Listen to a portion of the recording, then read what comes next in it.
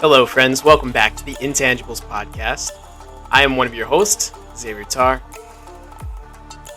Today, we are back with Saboor as he goes into talking about his international speech competitions and what he's learned from that. Additionally, we get into what his life's looked like after he's graduated RIT and has moved away from Rochester. So, let's dive in. So one of the experiences that you mentioned, and I'm curious if you could talk more about it, is that experience of giving a speech over and over again. That you mentioned that with your first speech, but we also got the chance to compete together and go through the contest with the international contest, and we both went to the division together. What have you learned from that experience of giving a speech over and over again and getting the chance to refine it?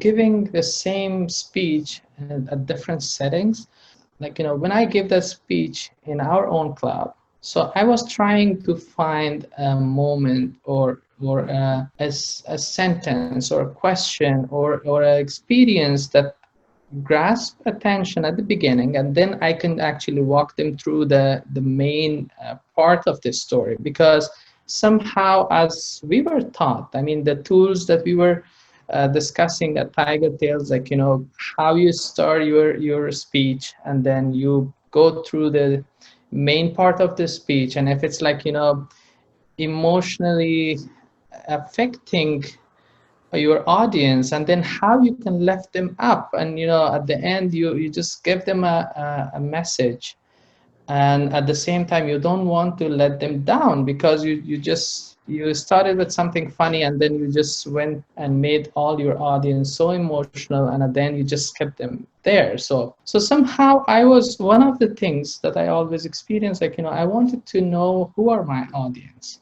If I want to talk about the taekwondo experience in our club, mostly they're young, they're students, they were interested in that type of starting point, I can say. But then maybe if I'm going to a large audience, like for example, as you say, the district contest, and there are many people, so will that topic still relevant? Can I just add it, or I should just pick something else? So that was one of the main things.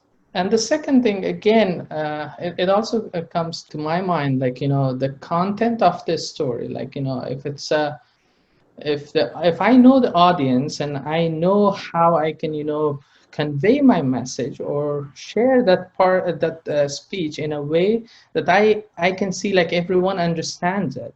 But then if I don't know my audience, and I don't know what age category they are, where they are coming from, then I was trying to polish that story in a way that it could be fit for a general audience.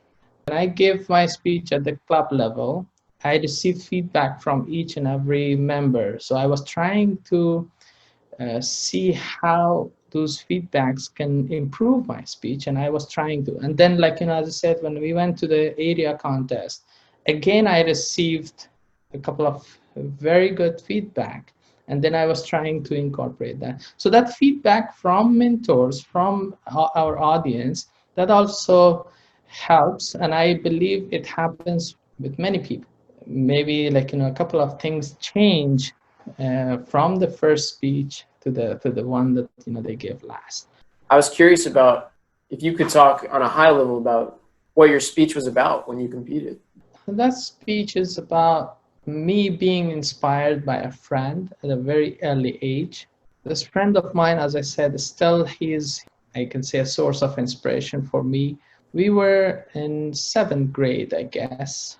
I was around 13 years old, and I was studying with him. And then this guy actually, he asked me a question, that question actually changed my life, I can say. What will happen if something goes wrong and we are no longer alive? Okay, so we are 13 years old, what have we done? So at that age, it was a very tough question, and it was very strong question, I can say. I didn't have an answer, so I thought, okay, this guy seems he's thinking seriously on some of the stuff. And then let's follow him. So as I followed him, I noticed like, he is on a very good path. And I was trying to to stay inspired and move the way, like, whatever he was trying to study and learn. So that actually helped me. That helped me because he, as I said, that he was on a good path, meaning he was trying to study hard. He was trying to help people. He was trying to be active in the community in like, whatever volunteer activities were.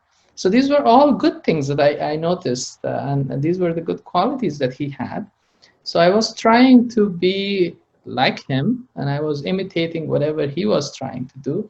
And somehow I thought, like, that helped me, because later as we grow up, made better decisions. He was actually the one, whatever I did, like, he was the one, he did it first, and then I was the second person.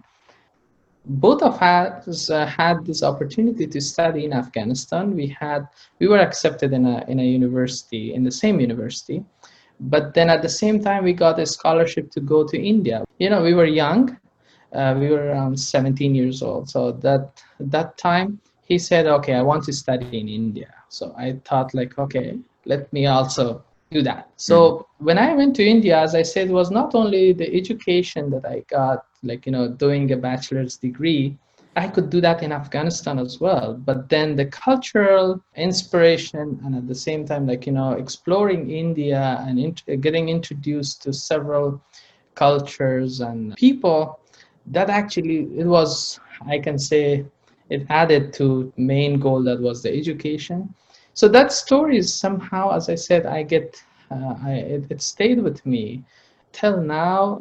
I'm in contact with that great friend of mine. His name I forgot to mention. So I said it in my speech. So his name is Sadiq. So he's the tall and skinny guy, as I was saying in my speech. Yeah. So he is in Afghanistan, and he is a successful person. So that's how, like, the whole story started, and it's still going on.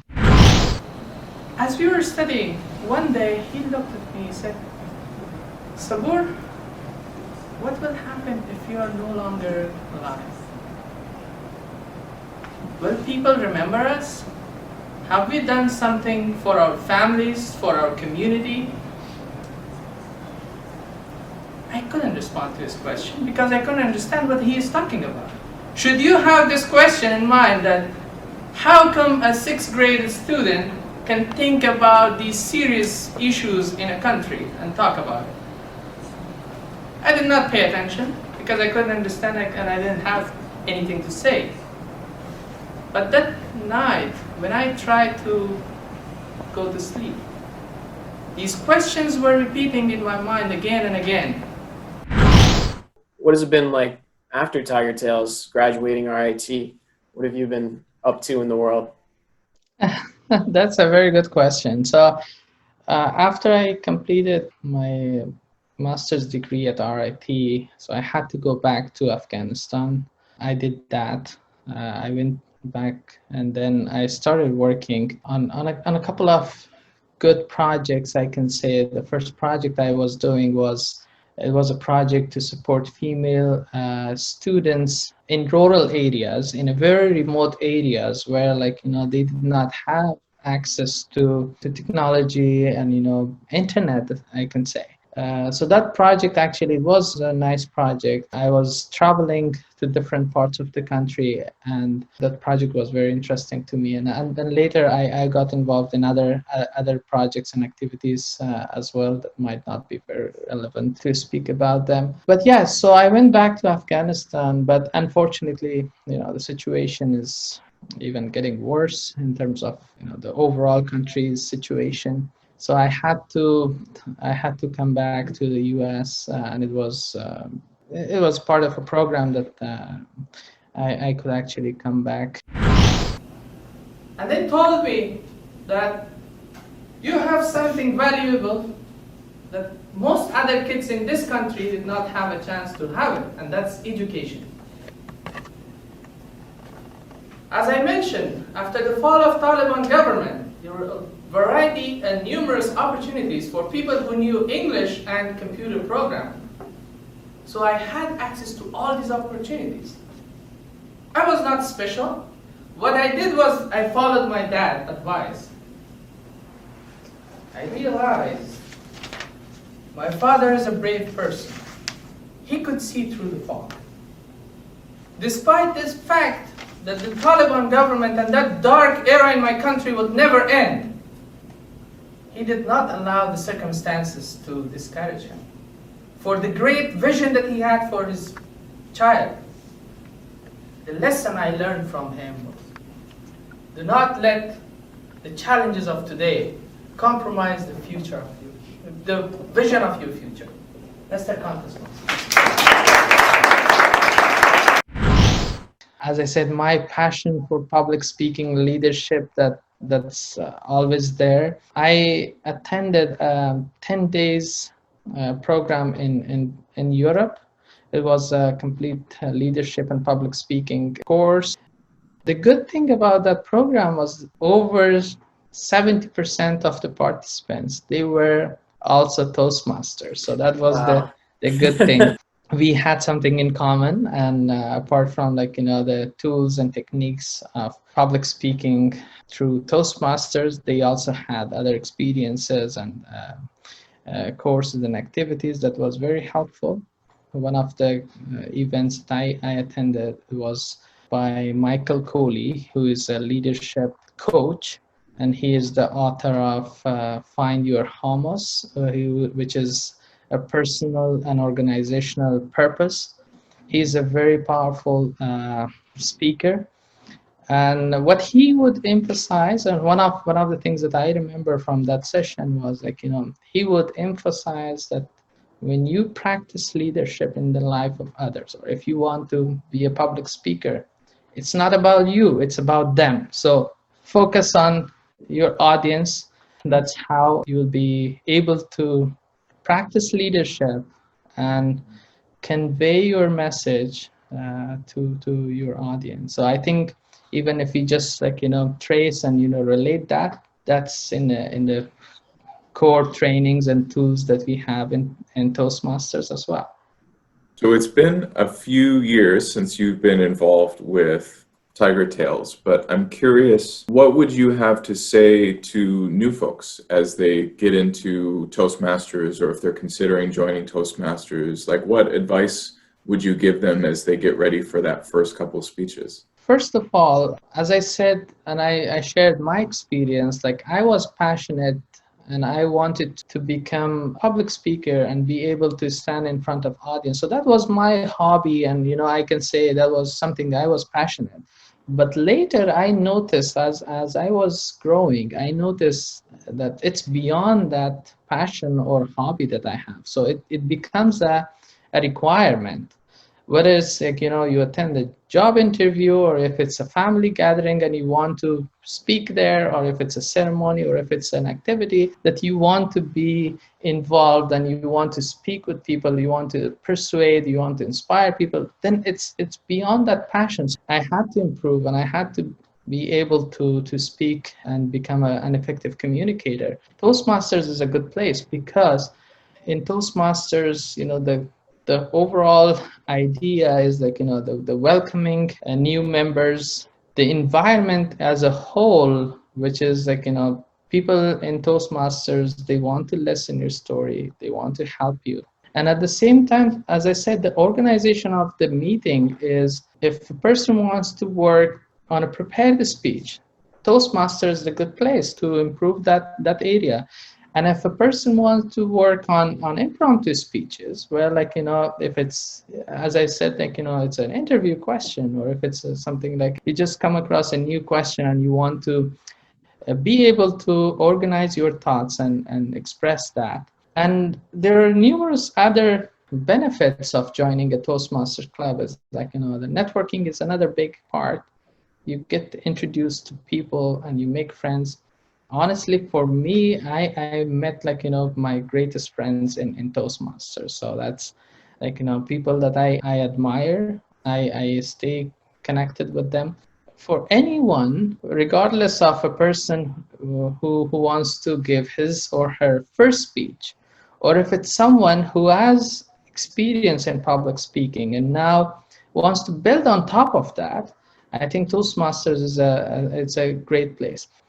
And in this global pandemic that we are in the middle of that as well, so there are new ways of public speaking. So even I recently learned, like, the Toastmasters World Championship this year was conducted virtually. So it means, like, now you have to speak with your audience virtually. Now there are certain tools that you need to learn. The other day I had a meeting.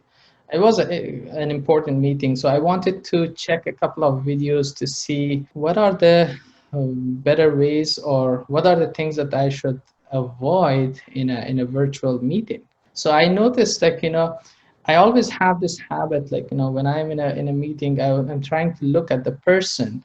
But then in that video, that guy was saying, like, when you look at the person, in fact, the other person assumes that you're looking at your keyboard. So it's better to look at the camera. That way you maintain your eye contact.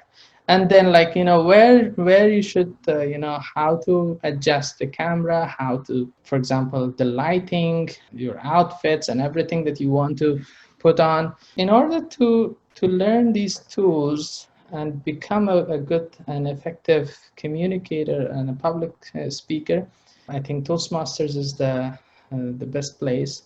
And more than that, I think we did not mention that the leadership skills, like learning by doing, the roles that we have. So as a Toastmaster, you have to lead the entire session. So that's one of the skills. So joining a Toastmaster not only helps becoming a better speaker, but also helps in leadership skills as well. Definitely agreed. And then in addition to that, you have your in-meeting roles, right? But you also have your executive board, which helps string together these successful meetings after successful meetings. And each role does that in a different way. And I know you've gotten to play a significant amount of those roles, including president. I can firmly say that the experience I got as a student, like, working and being a board member, it actually helped me in real life projects. When I was working in Afghanistan and I had to lead a group of around 60 people, trust me that skills as well as the experience I got in that board meeting, like, how we organize, how we get, like, reports from each member, how to collaborate. I remember there were times, like, one of the more board members were not present, but then we had to fill that role, and someone else was actually taking that role in order to stay organized, and at the same time to make sure we are ready for the next meeting, and we are ready for the next, for example, the plans that we had for a couple of months, or organizing events or whatever.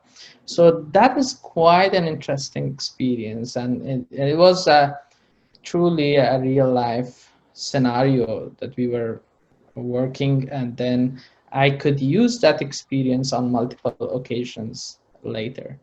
Saboor, you're an inspiration, a great influencer on our club to what it is today. And I appreciate the work that you've put in the past just to make it so that we could have something that's continuously building on itself. Yeah, thank you. Thank you. It was great talking to you and Alex. First of all, congratulate you guys. Like, as I see the club is growing, and shining every year, like, I saw the pictures, the number of people in those meetings, and now the virtual meetings. So that's amazing. And I want to congratulate you guys for that great work and the endless support, I can say, from the club mentors. I think that's how the club grow, and the dedication by each member. That's the main reason for Tiger Tails growing and shining. Saboor, thank you again so much for taking time out of your busy schedule to talk with us about your unique journey through Tiger Tales. For me, you're such an inspiration. Definitely the reason I really committed to Tiger Tales. To understand that unique storytelling and to be able to give it myself. Join us next week for a very special episode. You've heard his name mentioned multiple times by a lot of the people before. That's right, we're going to be interviewing Corey Wilson. He is definitely the one who set the tone at Tiger Tales of what this club could be about. Not arrogant engineers showing off their work, but real people forming a community and sharing their stories. See you next time. And that was before Tiger Tales, so oh my goodness, I would love to see him give a TED Talk now. Mm-hmm. Could you imagine? Because it felt like back then he had the knowledge and he was already a pretty composed public speaker, but his English skills have advanced so much that he could take what he had before and then new stuff as well, but combine that with how much he's grown in English and really inspire. Absolutely. End recording.